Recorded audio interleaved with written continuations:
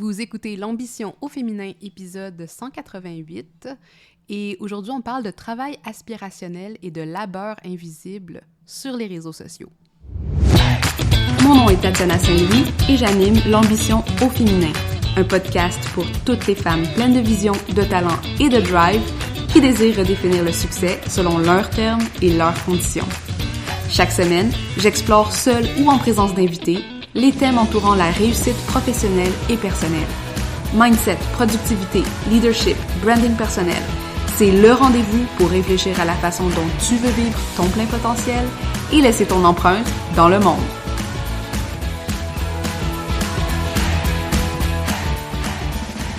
Salut les ambitieuses, comment ça va aujourd'hui? J'espère que je vous retrouve en pleine forme. Aujourd'hui, on a un petit flashback dans le temps avec l'épisode d'aujourd'hui que j'avais enregistré sur Instagram au début de l'année 2025. Et pour moi, c'est un épisode que j'avais l'intention de vous partager, mais qui, suite à l'épisode 187, donc si vous ne l'avez pas écouté, je vous recommande d'aller l'écouter, ça apporte une dimension que je trouvais intéressante autour du travail aspirationnel, du travail invisible souvent que les femmes et autres personnes marginalisées font dans la société at large et qui se réplique aussi dans notre façon d'investir le web. Et je pense que c'est une discussion importante parce que on vit dans un drôle de shift économique où les opportunités qui nous sont ouvertes par le web sont contrebalancées souvent par un nouveau type d'exploitation qu'on voit un peu moins parce qu'on n'est pas tellement, comment dire, on le reconnaît pas comme étant de l'exploitation en soi parce qu'il nous fait miroiter des carottes auxquelles, tu sais, qu'on désire, comme la reconnaissance, l'argent, les business qui fonctionnent et des choses comme ça. Et comme entrepreneur du web, on est particulièrement en danger de tomber dans ce piège, surtout quand il est question de la production de contenu. Puis si vous voulez approfondir un peu le sujet, j'ai d'autres ressources, notamment, j'avais un épisode où je parlais de contenu gratuit et injonction de générosité et pourquoi les femmes sont particulièrement victimes de cette mentalité-là. Donc, je vais mettre le lien dans les notes de cet épisode. C'est un autre épisode de l'Ambition au féminin. Et aussi, j'en ai parlé dans un article dans mon blog dans le journal Les Affaires. Je vous mettrai le lien aussi si vous voulez aller lire ça en complément avec l'épisode d'aujourd'hui. Et enfin, peut-être une dernière chose que je veux mentionner, parce que si vous n'avez pas écouté l'épisode de la semaine passée, ce qui est intéressant ici à se rappeler, c'est qu'on est dans une transition en ce moment avec l'Ambition féminin, avec mon podcast, qui va bientôt se clore pour laisser place à un nouvel espace de réflexion, un nouveau podcast qui va s'appeler L'Entremonde et dans lequel on va parler de comment est-ce qu'on fait pour exister et prospérer dans l'infosphère. L'infosphère étant notamment le web, toute cette économie de l'information dans laquelle on n'a pas été mentoré, on ne sait pas exactement comment interagir avec cet environnement-là, outre que par essai-erreur, et parfois ça peut nous coûter notre santé mentale, ça peut nous coûter notre paix d'esprit, et en même temps, il y a aussi de belles opportunités qu'on peut aller chercher là-dedans. Donc, on s'approche tranquillement de la clôture de ce podcast, mais d'ici là, on va continuer à réfléchir ensemble à des questions qui touchent autant à qu'est-ce que c'est d'exister comme femme, qu'est-ce que c'est d'être une femme dans le contexte professionnel actuel, dans les différents modèles de réussite qui nous sont offerts notamment par le web. Donc, sans plus attendre, je vous laisse avec la conversation sur le travail aspirationnel. Et comme d'habitude, si vous avez des commentaires ou des réflexions, n'hésitez pas à m'écrire sur Instagram, sur LinkedIn ou par courriel. Je suis toujours très heureuse de suivre vos propres réflexions. Instagram, bonne nouvelle année. J'espère que vous avez profité de votre temps des fêtes, que vous entrez dans 2025 avec pause et harmonie. J'avais envie, c'était très non planifié, de vous faire un petit live à propos d'une réflexion que j'ai beaucoup ces temps-ci, notamment en rentrant dans cette nouvelle année, en posant mes objectifs d'entreprise, en réfléchissant à ce qui s'est passé en 2024, qui pour beaucoup a été une année difficile, puis je vais pas le cacher, pour moi aussi ça a été un chamboulement dans ma façon de faire de la business, faire du marketing, servir mes clients, beaucoup de réflexions autour de comment je m'investissais dans mon identité professionnelle, notamment à travers l'entrepreneuriat.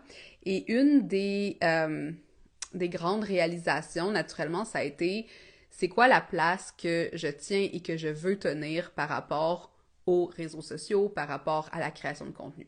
Puis pour celles qui ne me connaissent pas, j'ai commencé mon entreprise vraiment en lien avec la création de contenu. La création de contenu, pour moi, c'est quelque chose qui m'a aidé à bâtir un brand, qui m'a aidé à transformer mes idées, ma vision en une réelle entreprise. C'est comme ça que je me suis fait connaître.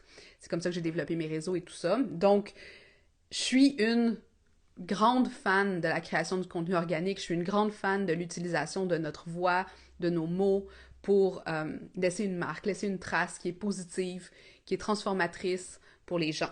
Ceci dit, dans les 2 ou 3 dernières années, puis c'est drôle, je faisais des petites recherches, puis ça fait beaucoup plus longtemps que ça que j'ai une relation d'amour-haine avec les réseaux sociaux. Mais surtout l'année passée, avec tout ce qui se passait au niveau, de la Palestine, puis de tout ce qui se passe au niveau aussi des disturbances, des choses qui se passent dans le monde, plus je venais sur les réseaux sociaux pour créer du contenu, plus je me sentais aspirée dans un gouffre, dans un maelstrom de toxicité. Et aussi, avec les changements d'algorithmes et tout ça, c'est sûr qu'il y a comme une adaptation qui doit être faite. C'est sûr que, comme entrepreneur, on est des êtres adaptatifs, on doit s'adapter aux nouvelles façons de faire. Je suis une marketeuse dans l'âme, dans le sens que j'ai étudié le marketing, j'ai fait du marketing pendant 15 ans, puis ça fait partie de la game de s'adapter aux nouvelles façons de faire. Ceci dit, dans la dernière année et demie, je me suis beaucoup mis à réfléchir à l'éthique autour de la création de contenu. Et si on n'est pas en train de se faire tous exploiter à travers les heures et les heures qu'on met à produire sans nécessairement avoir de rétribution pour beaucoup d'entre nous. T'sais. C'est pas tout le monde qui va faire les 100, 200, 500, 1 million avec du contenu organique, des reels viraux et tout ça, même si beaucoup de l'économie en ligne, beaucoup de l'entrepreneuriat en ligne, de l'infopreneuriat se base sur cette prémisse pour vendre des formations, pour vendre des programmes et pour décoder comment on fait justement pour tirer son épingle du jeu. Puis là, je vais vous montrer le livre que je suis en train de lire, que je trouve super intéressant, puis qui m'avait servi à faire mes applications doctorales l'année passée. Ça s'appelle Getting Paid to Do What You Love. Puis entre parenthèses, il est écrit not getting paid to do what you love. Gender and Aspirational Labor in the Social Media Economy. Pour ceux qui parlent pas anglais, ça veut dire ne pas être payé pour faire ce que tu aimes, le genre et le travail aspirationnel dans l'économie des réseaux sociaux. Et c'est une des multiples chercheurs qui s'intéressent à la place du travail invisible, hein, du labeur invisible des femmes, notamment dans une économie digitale.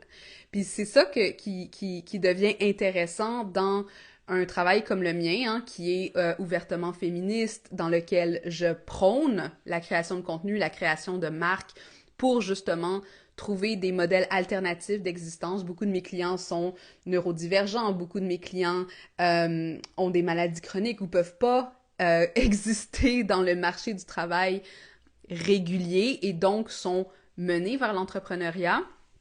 Et quand on est mené vers l'entrepreneuriat, ben souvent tout ce qu'on a comme force marketing, c'est nous-mêmes, c'est notre cerveau, c'est les réseaux sociaux parce que c'est la place où il y a le plus de monde et où ça demande le moins d'investissement en argent et non pas en temps. Ceci dit, quand on commence à réfléchir au genre et au travail aspirationnel, qu'est-ce que ça veut dire travail aspirationnel? Ça veut dire qu'on nous promet quelque chose, hein? On fait du travail dans la promesse d'un résultat futur, comme par exemple, si vous êtes familier avec les stages, hein, c'est le même principe. Si tu travailles pendant 3 mois pour cette compagnie et que tu te fais payer très peu ou pas du tout, il y a certains stages qui sont encore non payés, puis c'est quelque chose sur lequel j'ai beaucoup manifesté quand j'étais moi-même étudiante. Les stages non payés, ben quand on regarde ça, tu sais, jusqu'à un certain point, c'est de l'exploitation, surtout que les personnes qui offrent des stages non payés, bien souvent le font sous prétexte que la notoriété de la marque permet aux stagiaires, après ça, d'avoir quelque chose à mettre sur leur CV, puis éventuellement s'ouvrir des portes. On s'entend, hein? Un stage non payé, même si tu as un nom sur ton CV, ça reste du travail non payé. Ça reste du bénévolat et souvent, c'est demandé par des entreprises qui font énormément d'argent et qui ont les moyens de payer les personnes qu'ils engagent, peu importe si c'est un stagiaire ou non. Bref, c'est juste pour mettre un contexte sur qu'est-ce que c'est du travail aspirationnel. Et un des arguments de ce livre dont je parle, que je suis en train de lire en ce moment, c'est que les femmes en général, qui sont dans des industries créatives, qui sont dans des industries de consommation aussi, comme par exemple le e-commerce ou l'artisanat ou des milieux créatifs comme même la création de contenu pourrait en être un, la gestion de réseaux sociaux, des choses comme ça. Tous ces milieux-là qui sont créatifs ou qui sont adjacents aux milieux créatifs. On parle aussi de la mode, on parle aussi de des blogueurs, bref, toutes ces choses-là, ben, ça donne que c'est majoritairement féminin parce qu'on vient chercher cette vision de l'aspiration mêlée à notre identité qu'on est en train de créer à travers la création de contenu. Donc oui, le contenu, comme par exemple ce live Instagram, comme par exemple mes publications sur les réseaux sociaux, ça nous permet de nous exprimer, puis bien souvent, ça va être sous ce couvert-là qu'on va se dire que, ben dans ce cas-là, est-ce que c'est vraiment grave si j'ai juste travaillé 10 heures aujourd'hui puis j'ai fait 200 $? Est-ce que ça vaut la peine de, tu sais, puis on commence à rentrer dans ce modèle de réflexion économique où on fait constamment du travail gratuit. Et les algorithmes, les plateformes sociales comme Meta, ben, ils comprennent très bien cette dynamique-là. Hein, parce que ces plateformes-là, elles vivent de par le contenu gratuit qui est généré. Même chose que une marque qui va demander à ses clients de créer du contenu pour eux pour ensuite peut-être les utiliser dans leur publicité, va bénéficier du travail créatif gratuit de personnes qui sont souvent des amateurs, parfois des professionnels, mais le plus souvent qu'autrement entre les deux identités, entre amateurs et professionnels. Ce qui est le cas de beaucoup d'entrepreneurs en ligne, beaucoup de personnes avec qui je travaille notamment, qui sont dans cette transition entre « je faisais ça comme hobby, là maintenant je veux que ce soit professionnalisé » ou bien j'essaye de devenir une pro dans telle industrie et c'est pour ça que je me mets à créer tout ce contenu gratuitement. Donc, la réflexion ici, c'est de se dire, bon, on est dans une industrie qui est majoritairement féminine, majoritairement des espaces créatifs et majoritairement non payés ou sous-payés. Puis là, si vous regardez les salaires qu'on paye aux gestionnaires de communauté, les salaires qu'on paye aux créatrices de contenu, aux rédactrices, tu sais, c'est évident que ce sont des domaines d'expertise qui sont généralement quand même très difficiles qui ont des rémunérations très basses. Fait que, réfléchissant à tout ça, tu sais, moi, ça me fait beaucoup me questionner sur comment est-ce qu'on peut faire de la création de contenu qui va réellement nous servir. Parce que, à quelque part, moi, ça m'intéresse pas d'apprendre à d'autres femmes à se faire exploiter par les plateformes sociales. Ça m'intéresse pas à mettre sous couvert de féminisme le fait qu'on va venir se montrer sur les réseaux sociaux, sur Instagram, faire des reels, faire des challenges de reels, alors qu'à la fin de la journée, hein, on se fait voler notre temps, on se fait voler notre énergie, puis il y a rien au retour de ça, il faut qu'on aille se trouver une job à temps plein, puis tout ça, c'est sous couvert de visibilité, entre guillemets. Puis bon, j'ai beaucoup à dire sur le fameux terme de visibilité, mais ce que je veux dire ici, c'est que comment est-ce qu'on fait de la création de contenu qui n'est pas exploitative, qui ne nous exploite pas nous-mêmes dans nos opérations ou dans notre marketing ou dans notre façon genre de se présenter au monde, de créer des brands. Puis c'est là, genre, qu'il y a comme une grande réflexion pour moi autour de qu'est-ce que ça veut dire du contenu organique, comment est-ce qu'on bénéficie des algorithmes et c'est quoi les limites qu'on se pose aussi en termes de ce qu'on veut investir. Moi, cette année, c'est la première année en 2024 où j'ai vraiment investi intentionnellement dans la publicité à l'année longue, la publicité de marque.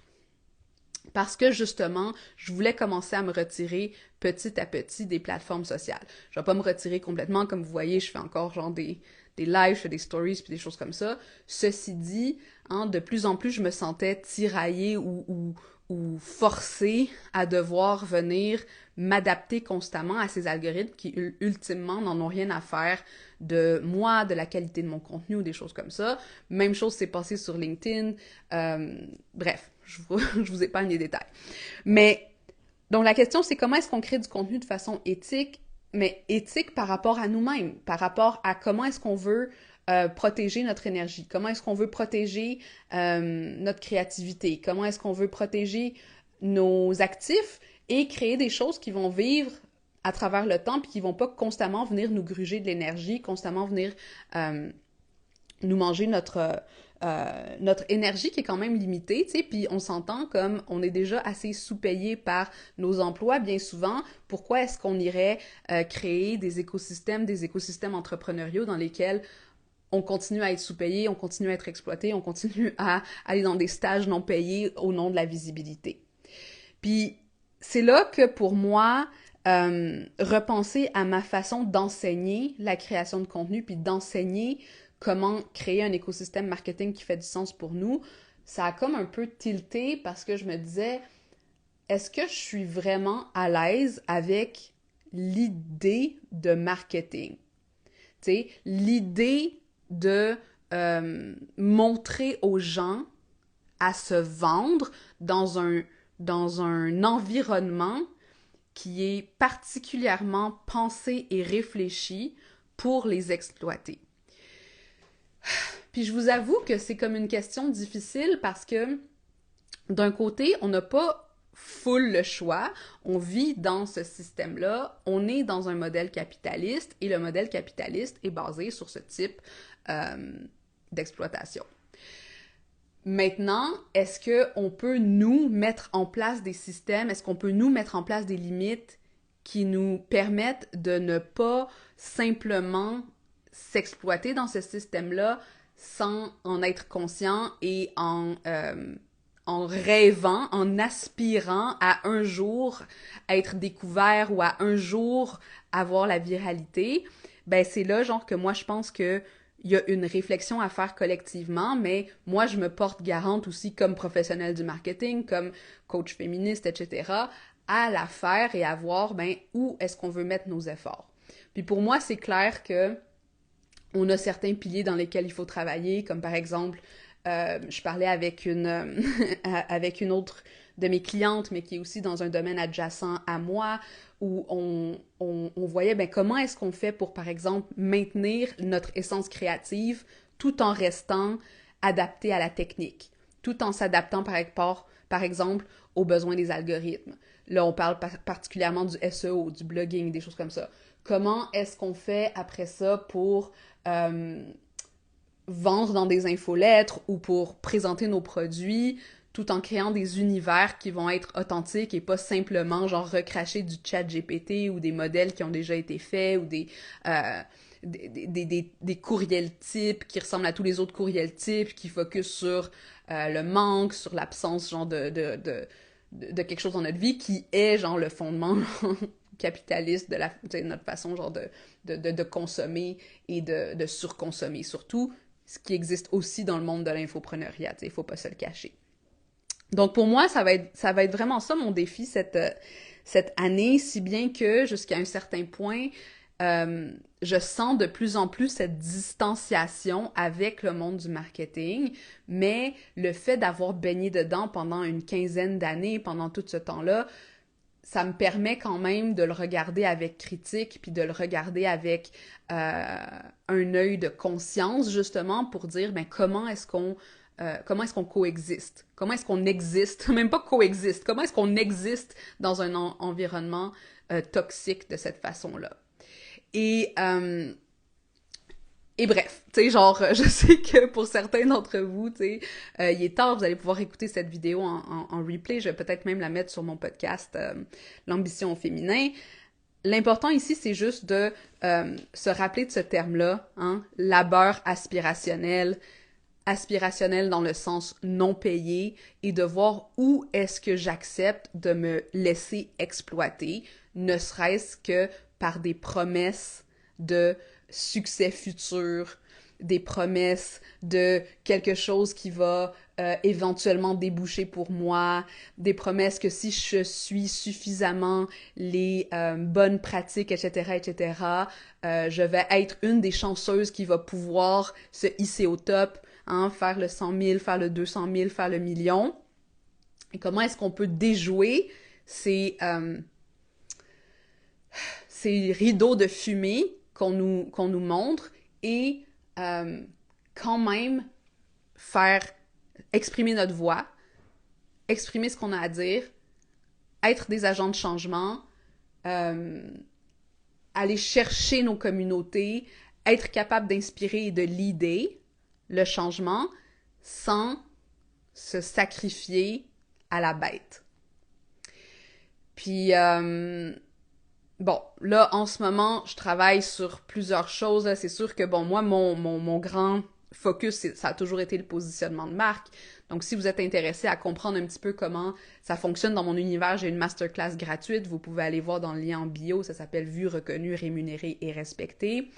Mais sinon, l'autre grosse partie de ce sur quoi je travaille en ce moment, c'est la création de contenu organique au niveau de notre écosystème. Donc, le blog, hein, les contenus longs, les contenus qui perdurent, pas les contenus instantanés qu'on va regarder pendant 15 secondes, qu'on va oublier après si on n'a pas immédiatement fait une action. Hein, les contenus longs, les créations de communautés, donc le lien avec notre communauté à travers l'infolettre, nos espaces de vie digitaux, comme par exemple nos sites web, là où on a des contenus qui nous représentent, des contenus qui fonctionnent autant avec les moteurs de recherche qu'avec notre vision, notre créativité, puis tout ça. Puis comment est-ce qu'on existe dans ces espaces-là sans se laisser englober totalement par la constante création de contenu pour constamment nourrir des réseaux sociaux qui, ultimement, ont comme but d'exploiter les communautés qui ont le plus souvent été exploitées, les communautés créatives, les communautés féminines, les communautés marginalisées. Donc, je voulais faire ce live juste pour comme mettre un peu la table pour cette conversation. Je pense qu'on va l'avoir davantage au fur et à mesure que les mois avancent, que les années avancent, que les comportements vont changer aussi au niveau de la consommation, de l'utilisation des réseaux sociaux. Je lisais une infolette que j'avais écrite en 2020 où je disais que je venais de quitter que je venais de quitter Facebook. Ben là, tu sais, c'est un peu la même chose qui se passe petit à petit sur les autres plateformes parce qu'un jour, on réalise, tu sais, comme j'ai travaillé fort pour tout ça, puis du jour au lendemain, on me bloque mon accès à mon compte, ou du jour au lendemain, on on change les règles du jeu, puis moi, j'étais pas un assez gros joueur pour qu'on respecte le travail que j'ai fait jusqu'à maintenant. Est-ce que c'est vraiment le monde dans lequel on veut vivre? Est-ce que c'est le monde qu'on veut continuer à encourager? Ben pour ça, ben il faut aussi être courageux nous-mêmes et prendre des positions par rapport à notre utilisation et à notre marketing et à notre façon de vendre à nos clients. Fait que tu sais, c'est une double invitation ici à se questionner sur notre leadership de soi, notre leadership par rapport aux autres, surtout en tant qu'entrepreneur parce que c'est nous qui créons, on est des personnes créatives, on est des personnes qui créent des nouveaux mondes avec nos entreprises, avec nos marques, avec tout ça. Puis si on prend pas les devants pour ces réflexions-là, ben c'est sûr qu'on va pas, on va juste continuer à spinner dans les mêmes cercles, constamment à faire la même chose, éventuellement en s'épuisant et en perdant la fougue, le feu qu'on aurait pu avoir au début. Puis ça, ben un entrepreneur qui fait un burn-out, un entrepreneur qui est plus capable de continuer, tu sais, pour la grande machine capitaliste, c'est on s'en calisse, il va en avoir un nouveau qui va venir prendre sa place. Mais pour nous, comme humains, ça reste quand même un drame, surtout si on n'est pas fait pour s'adapter au marché du travail actuel qui est malade de son côté lui aussi. Bref, voilà, je suis toujours curieuse de vous lire, intéressée à avoir ces conversations avec vous. Pour moi, c'est important qu'on upgrade un peu le niveau de conversation autour de ces plateformes, autour des technologies, autour de notre façon aussi de produire dans un monde de surproduction et de surconsommation.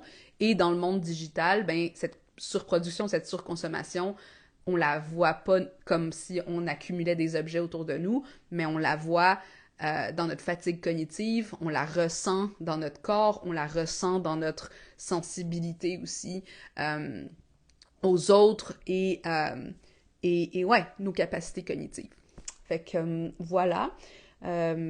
Si vous êtes intéressé à en savoir plus sur Money Brand, il y a des informations dans mon profil et même chose pour la masterclass dont j'ai nommé tout à l'heure, vue, reconnue, rémunérée et respectée. À bientôt! Hey! T'es encore là? Ça veut dire que l'épisode t'a plu. C'est vraiment cool ça. Est-ce que je peux te demander quelque chose maintenant? Aide d'autres femmes comme toi à découvrir le podcast en déposant des étoiles d'appréciation pour l'ambition au féminin. Sur Apple Podcast, c'est facile, défile tout en bas de la page de l'émission où tu vois les avis et tape sur le 5 étoiles pour faire exploser mon cœur de joie. Sur Spotify, c'est encore plus simple. Navigue sur la page du balado et tape l'icône en étoile en bas de la description. Merci d'avance, je t'apprécie beaucoup.